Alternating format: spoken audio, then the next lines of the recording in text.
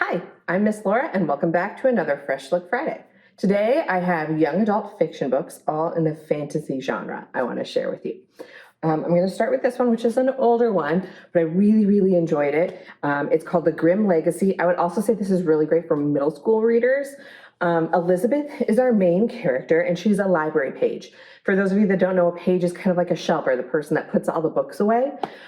She works in the New York Circulating Material Repository, and they loan out not just books, but objects. And there's a very special collection here, the Grimm collection. And what Elizabeth discovers is that the Grimm collection is filled with magical items that you might remember or recognize from the Grimm fairy tales. So she and two other pages, Erin and Anjali, end up going on this epic adventure involving the Grimm collection, all starting with the mirror from Snow White. It's really cool. If you like fractured fairy tales, pick this up, and there is a sequel as well. The Grimm Legacy by Polly Shulman. Next, much darker, we have Three Dark Crowns by Kendare Blake. Excuse me. So this is a really cool setup. So as you can see, there's three dark crowns. So in this fantasy world, every generation, a set of triplets is born. These are royal triplets, and they are the heirs to the throne, right? But to decide who gets to take over the throne, it gets a little dicey. Each of these triplets has a magical power, an elemental, a poisoner, and a naturalist. So these three heirs, these three girls, to decide who is going to become queen, have to fight to the death. And they've known this their whole life. They've known growing up that they're going to have to fight each other and kill each other to discover who is the queen.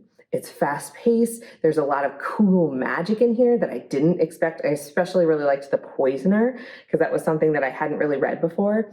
Three Dark Crowns. Again, this is a series. So if you're looking for something to get started with, Three Dark Crowns. Then I have a slightly newer book called Six Crimson Cranes. I read this last year. It was one of my favorite books that I read last year. It's by Elizabeth Lim, and it is another kind of fractured fairy tale. It takes on the wild swans, but with a bunch of Asian folklore thrown in. So Shiori is our main character. She is the princess, and she has older brothers, and she also has magic, but she has to hide her magic, and she has done a great job of doing that her whole life. No one knows outside of her family that she is magic until her betrothal ceremony, which she is not on board with. She does not want to get married, especially to this dude. And because she has all these emotions, her magic kind of escapes unexpectedly. And at first she's excited about that because the betrothal is now off and she doesn't have to marry this dude. But her stepmother has discovered her magic. She also has magic, is not super keen on the idea of her stepdaughter having magic, and curses her. She banishes Shiori and makes it so that she cannot speak. On top of all of this, she turns all of her brothers into cranes. And she warns Shiori, if you speak, if you say one single word, for every word you say, one of your brothers will die. So now she's banished from her kingdom. She is trying to desperately find her brothers, but she cannot say a word. And it's a big adventure from there, trying to basically survive, live. No one knows who she is. She is not royalty anymore. She can't speak, and her brothers are birds. It's a pickle. Six Crimson Cranes. Okay, these next two I listened to, highly recommend the audios. Beasts of Prey, so good. The sequel is out already.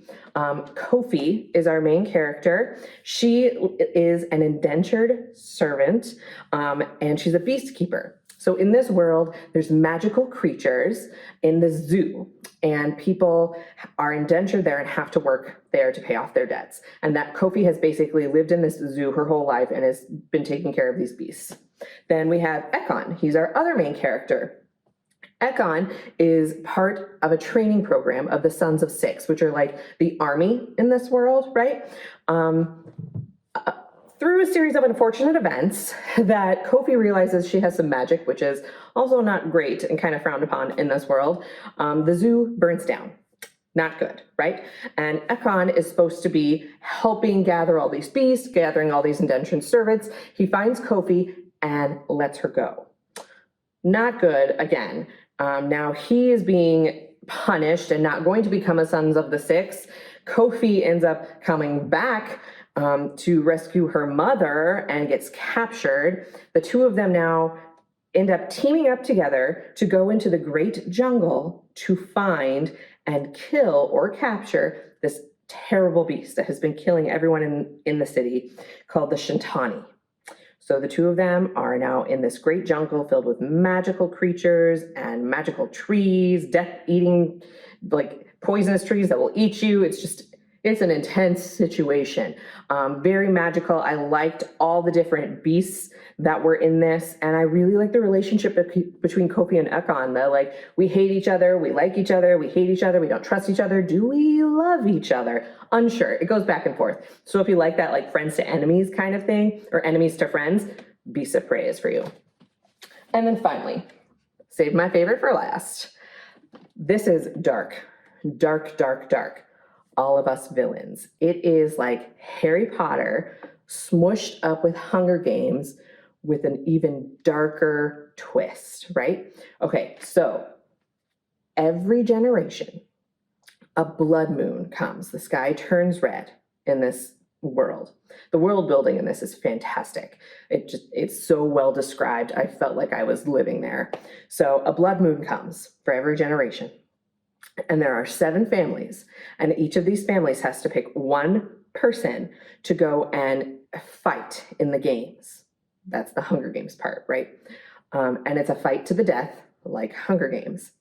And the winner of these 7, like, tributes, they're not called tributes in here, but you get what I'm saying, gets to control all the high magic of the world. There's the Harry Potter, the magic, okay?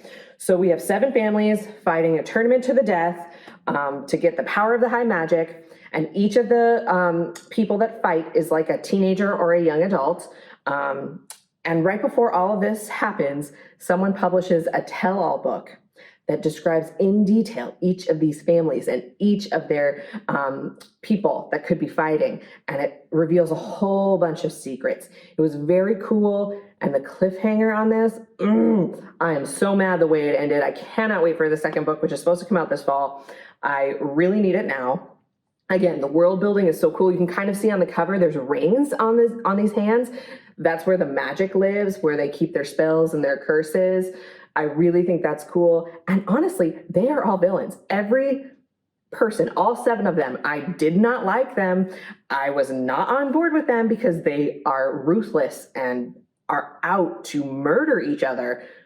But are they? All of Us Villains. All right, I hope there was something here that you are interested in. You can always come in, check them out. We can show you more things if you would like to read something similar. And I will be back next month with more YA titles. See you later.